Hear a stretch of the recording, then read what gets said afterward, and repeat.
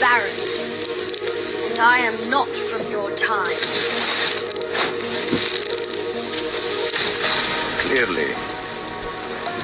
Clearly not so. History remembers Nikola Tesla as the wizard of electricity, a man who dreamed of a world lit without wires, who claimed to hear voices carried through cosmic currents. But history does not record what happened in the quiet hours of January 1913 inside the New Yorker hotel. Because that night, if the whispers are true, Tesla saw something no scientist had ever seen before. A visitor stepping out of time itself.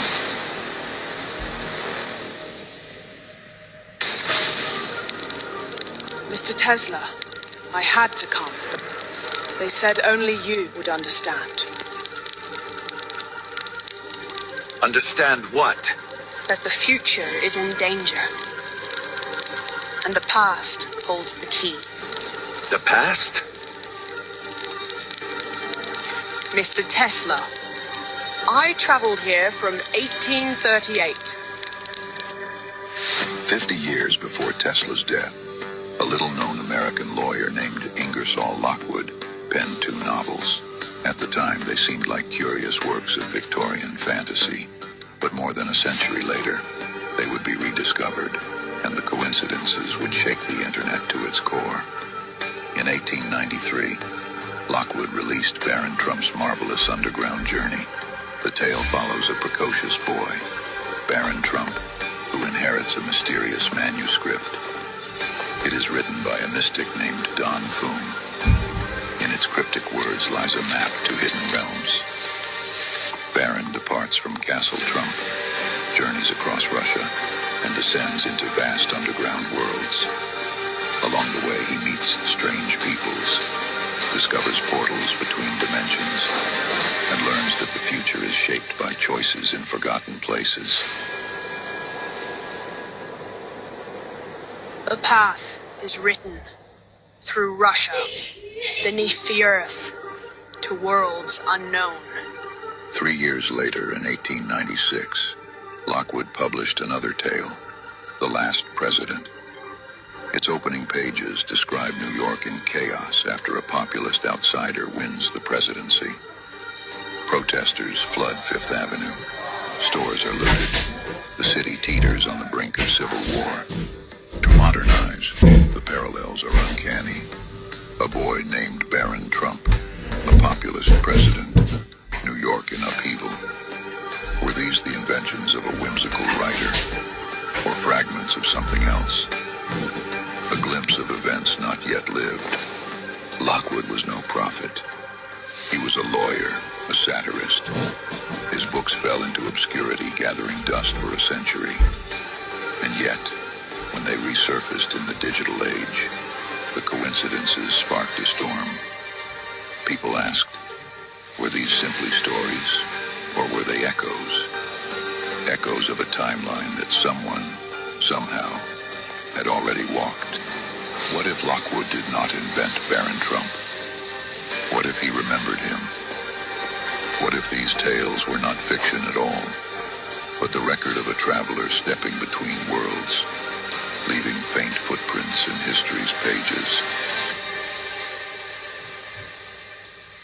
January 7th, 1943.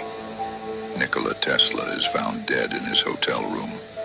Once the celebrated genius who lit the world, in his final years he was dismissed as eccentric, obsessed with pigeons, ranting about death rays, convinced spies were watching his every move.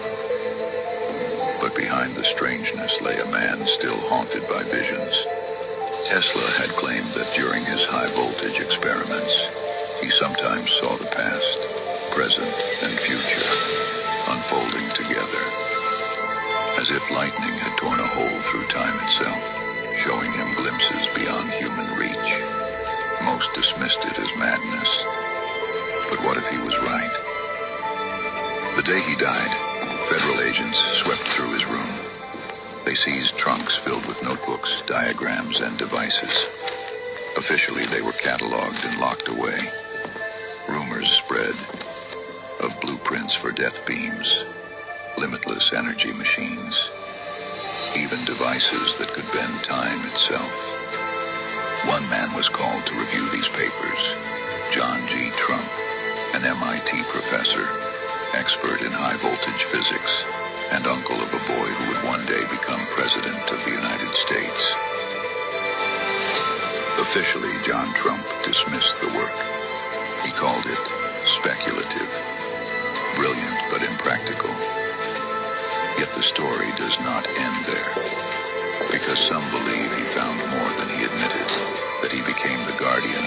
Tesla had glimpsed, something never meant to be forgotten.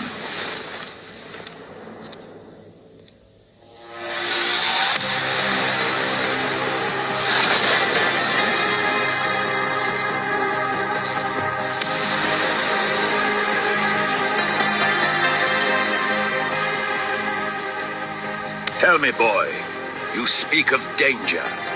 Yes? Mr. Tesla, the timeline is breaking.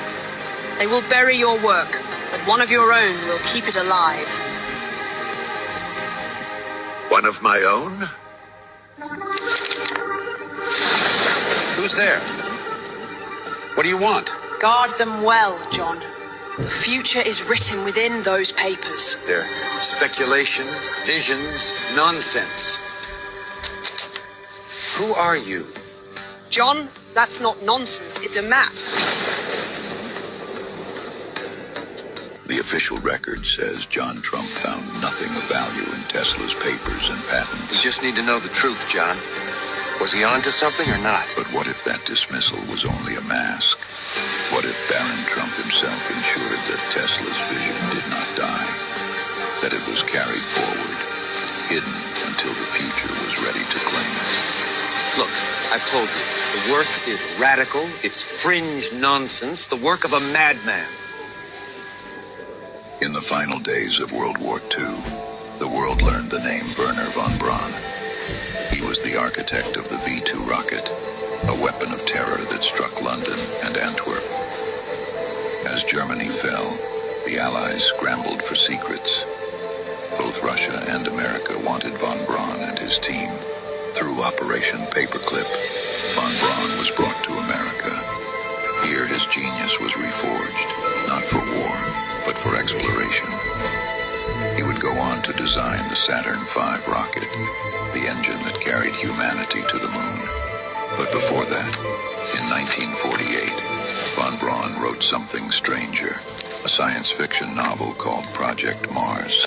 In its pages, von Braun imagined the colonization of Mars. He described vast spacefaring vessels, nuclear engines, and a new society born beneath alien skies. But one passage stands out. The leader of Mars, von Braun wrote, would not be called a president, nor a king. Instead, the ruler of Mars would carry another title. He would be called the Elon.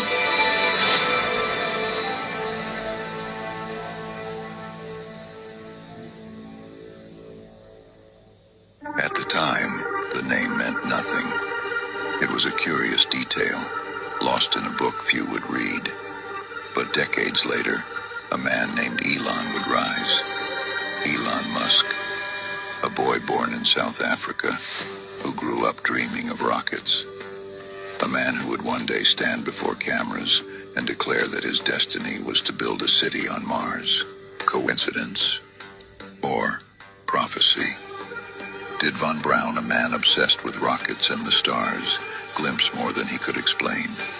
Was the Elon just a name plucked from imagination, or a fragment whispered from another timeline? Elon Musk is not a character. He is real. His rockets roar into the sky. His vision is clear. Make humanity a multiplanetary species or perish on Earth. But the question remains, did he choose this path? Or was it chosen for him long before he was